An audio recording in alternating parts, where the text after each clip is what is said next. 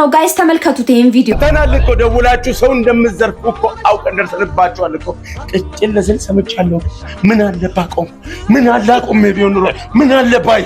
10 ቁጥር መርቻ ጠፋ በሚል ተልካሻ ምክንያት ገባ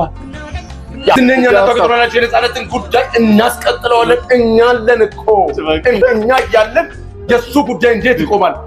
እንኳን በሰላም መጣችሁ እያንዳንዳችሁ በዚህ በኩል የሮባ ቤተሰቦች ይታዩናል በዛ በኩል የቴሪ ቤተሰቦች ይታዩናል የቴሪ ቤተሰቦች የሮባ ቤተሰቦች አንዳንድ ሰው ወክላችሁ እዚህ ትመጣላችሁ የመጀመሪያውን ይሄ ቪዲዮ ሲያይ እንደኔ የደነገጠ ሰው አለ ታዲያ በዚህ ሰዓት ነጻነት ወርቅነህ ተተኪውን ወይንም ደግሞ